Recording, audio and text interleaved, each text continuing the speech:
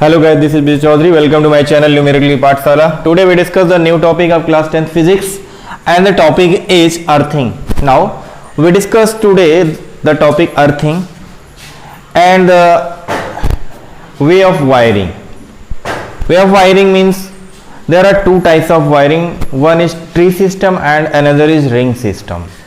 And what is the advantage of ring system and what is the disadvantage of tree system? So many topics today we discuss in this video lectures. So start now from earthing. Earthing को ही आप grounding बोलते हैं. Earthing ही grounding. Earthing की जरूरत क्यों पड़ती है? किसी इलेक्ट्रिक सप्लाई में, किसी इलेक्ट्रिक सर्किट में मान लिया कभी कभी आपको अर्थिंग करनी पड़ती है, कहीं कहीं अर्थिंग की जाती है, तो अर्थिंग क्यों की जाती है? आपसे पूछे अर्थिंग क्यों करती है, तो इसका सबसे सीधा सा आंसर है to remove the shock.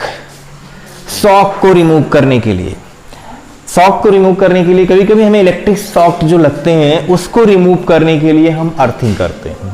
Earthing करने से फायदा क्या होता है? कुछ ऐसी चीजें अर्थिंग से रिलेटेड जान लो आप. अगर किसी वायर को आप अर्थ में कनेक्ट करोगे तो अर्थ में इलेक्ट्रिक पोटेंशियल क्या हो जाता है? जीरो.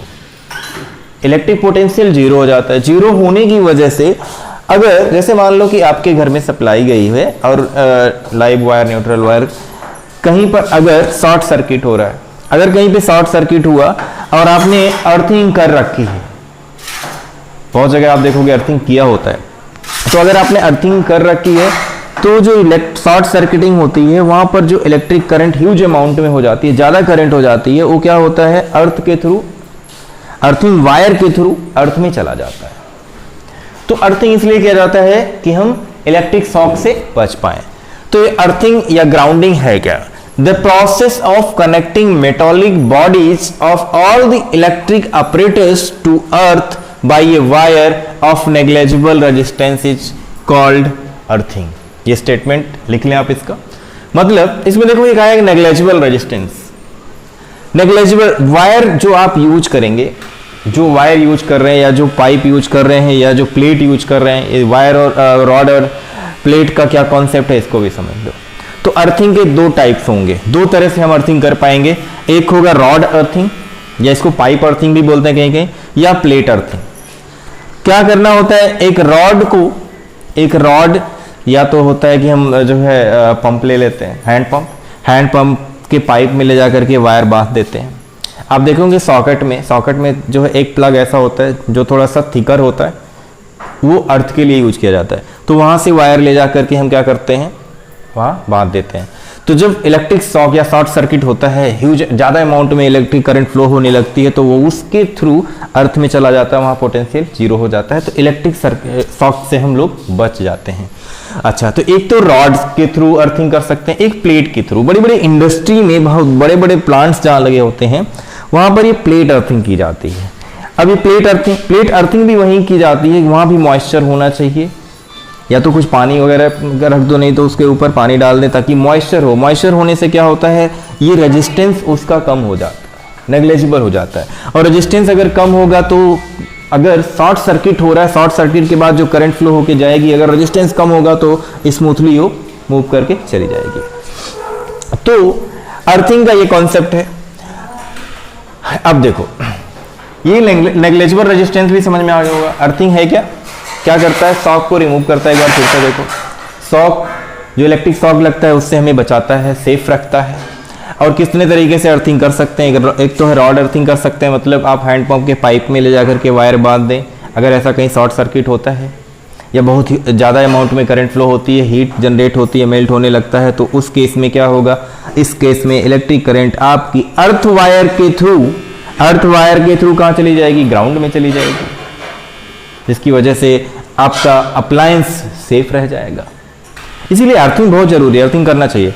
अच्छा, प्लेट अर्थिंग जब ह्यूज अमाउंट में इलेक्ट्रिक शॉक से बचना होता है, मतलब बहुत ह्यूज अमाउंट में करंट फ्लो होती है जिसका मैग्नीट्यूड बहुत ज़्यादा होता है, उस केस में हम प्लेट अर्थिंग करते हैं. तो ये अर्थिंग से रिलेटेड छोटा सा टॉपिक था जो आपकी सिलेबस में है और आपको जानना भी चाहिए.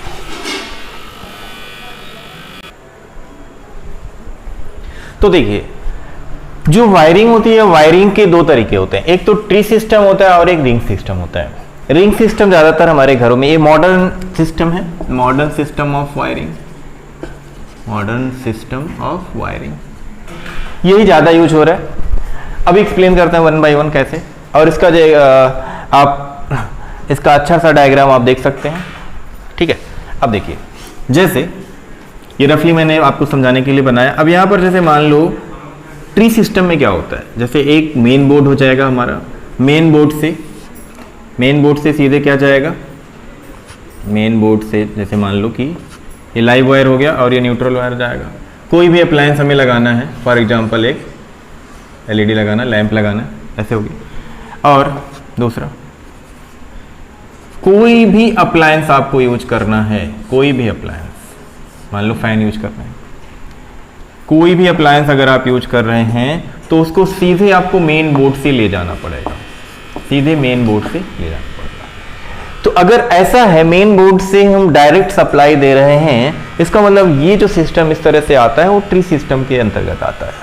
अब देखो, मेन बोर्ड में अगर कोई भी फॉल्ट होता है, इसका मतलब आगे पूरी सप्लाई खत्म हो जाएगी, बंद हो जाएगी। अच्छा, तो ये ट्री सिस्टम का कॉन्सेप्ट था, पुराना कॉन्सेप्ट है। लेकिन इसके बाद जो रिंग सिस्टम हमारे पास आया, रिंग सिस्टम ऑफ वायरिंग जो घरों में होती है, इसमें क्या होता है कि हमारा एक मेन बोर्ड होता है, ठीक, एक मेन बोर्ड होता है। इस मेन बोर्ड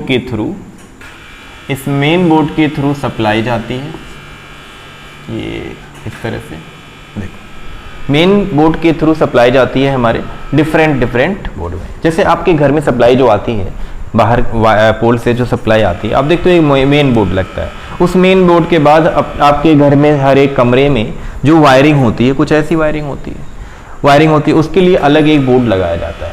वो जो बोर्ड लगाया जाता है, उस बोर्ड से आप लैंप लगा सकते हो, टीवी लगा सकते हो, और इंडिविजुअली अलग अलग चीज़ें आप यूज करते हो।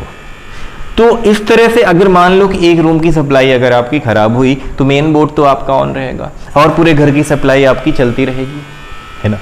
तो ये ट्री सिस्टम ज़्यादा बेनिफिशियल आया, ज़्यादा अच्छा हुआ। इससे क्या हुआ कि जो अप्लायंस हैं, अप्लायंस पर जो इफेक्ट था वो ज़्यादा नहीं हुआ, अप्लायंस सेफ रहने लगे। तो ये जो मॉडर्न में रिंग सिस्टम का यूज किया जाने लगा। तो रिंग सिस्टम क्या है, इंडिविजुअल सिस्टम आता है, इंडिविजुअल अप्लायंस को अलग अलग हम कनेक्ट करते हैं। लेकिन इसमें क्या होता है, एक बोर्ड से ही हम सारी चीज़ों को ऑपरेट करते हैं। इसमें इंडिविजुअली एक रूम का जो आपका कनेक्शन होता है मेन बोर्ड से, वो अलग होता है, मेन बोर्ड से दूसरे रूम का वो अलग जाता है।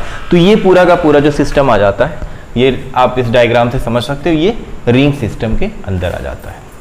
अच्छा, दूसरा सबसे इंपॉर्टेंट क्वेश्चन जो इस पर पूछा जाता है वो ये है कि हम पैरेलल कॉम्बिनेशन ही क्यों घरों में यूज करते हैं।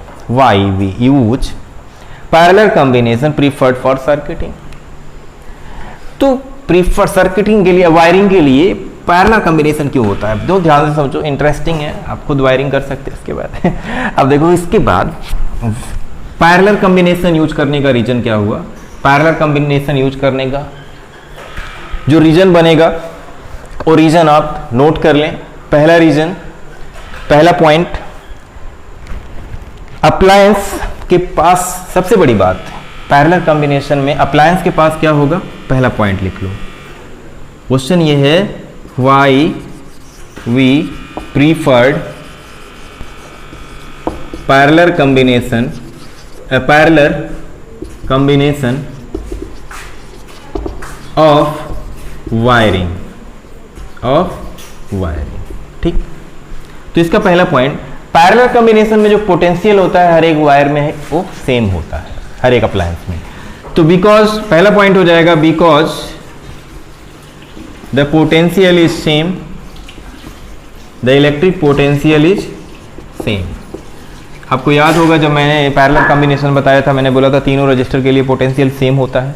तो तीनों अगर रजिस्टर के लिए पोटेंशियल सेम है, इसका मतलब सभी अप्लायंस के लिए के पास जो वोल्टेज होगा, जो पोटेंशियल होगा पैरेलल कॉम्बिनेशन में, वो सेम जाएगा। दूसरा ये होता है कि अगर एक कोई अप्लायंस, मान लिया कि ये लैंप लगा हुआ है हमारा और यहाँ पर आपने एक टीवी लगा रखा है,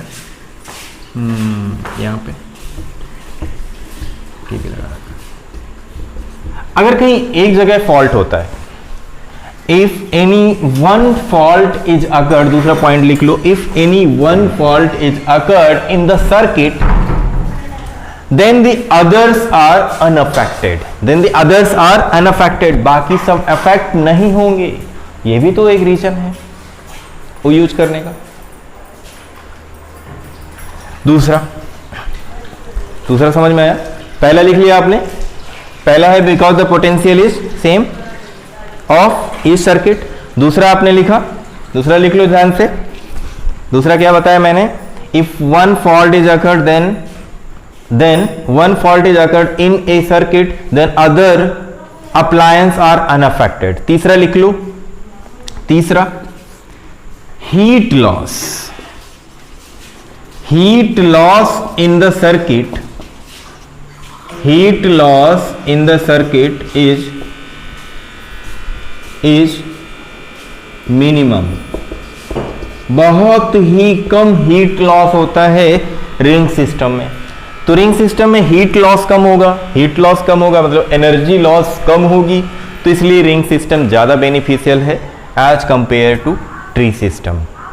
और छोटे छोटे पॉइंट्स हैं, देखो एक और छोटा सा पॉइंट है, बात कर लेते हैं इस पे, स्विच पे। स्विच क्या होती है? स्विच लिख लो आप, it is a on off device, it is a on off device of the circuit, it is a on off device of the circuit, it is a on off devices of the circuit. कोई बहुत बड़ी बात नहीं। Switch देख रहे हो आप, देखो वो क्लोज और ऑन, मतलब ऑन का मतलब और ऑफ का मतलब क्या? ऑन का मतलब ये होता है जैसे स्विच को जब ऑन हम करते हैं, देखो ऐसा होता है, ये वायर है मान लो और यहाँ स्विच लगी हुई है, ये भी ओपन है। ओपन का मतलब, ओपन सर्किट का मतलब, ध्यान से समझो, फिजिक्स के लैंग्वेज में अगर बात करें, ऑफ का मतलब open circuit, open circuit means of. अब इसको अगर जब क्लोज करते हैं, आप देखते हो कहते ऑन करते हो, ऑन करने पे क्या होता है, ये वायर इससे कनेक्ट हो जाता है, और जब इससे कनेक्ट हो जाता है, कनेक्ट हो गया, इसका मतलब close circuit, closed circuit, close circuit का मतलब ऑन। तो ये ऑन और ऑफ की बात थी। देखो प्लग, प्लग की बात कर ले। प्लग क्या होता है? आप लोग देखते हैं स्विच देखते हैं, प्लग देखते हैं, तो प्लग है क्या? प्लग के थ्रू होता क्या है? फिजिक्स में इसको कैसे एक्सप्लेन किया गया? प्लग को बताया गया ए प्लास्टिक ऑब्जेक्ट विथ 2 और 3 मेटल पिंस, 2 पिन प्लग या 3 पिन प्लग, दो टाइप भी आप लिख सकते हो, 2 पिन प्लग्स और 3 pin plugs. A plastic object with 2 और 3 metal pins to connect appliances with electric supply. Electric supply किसको देने के लिए? अप्लायंस को। अप्लायंस मतलब डोमेस्टिक अप्लायंस को, जैसे मान लिया आपका हो गया गीजर हो गया, किसी भी जैसे रेफ्रिजरेटर हो गया, टीवी हो गया, सबको सप्लाई देने के लिए हमें प्लग का तो यूज करना पड़ता है, प्लग इन करते हैं, है ना। तो प्लग क्या है? ए प्लास्टिक ऑब्जेक्ट विथ 2 और इसके टाइप्स कितने होते हैं? 2 टाइप्स, 2 पिन प्लग, 2 पिन और 3 पिन प्लग। तो ये होता है 2 पिन प्लग और 3 पिन प्लग। तो आप देख सकते हो स्विच हो गया, प्लग हो गया, आपका अर्थिंग का कॉन्सेप्ट हो गया, और सिस्टम ऑफ वायरिंग में tree system and ring system हुआ। तो ये छोटे छोटे थ्योरेटिकल कॉन्सेप्ट थे जो आपको जानना जरूरी था इस चैप्टर में। अब हम नेक्स्ट वीडियो में ट्रांसफार्मर पे बात करेंगे। ट्रांसफार्मर कैसे वर्क करता है उस पर भी चर्चा करेंगे। तब तक के लिए आप पढ़ते रहें। Wish you all the best.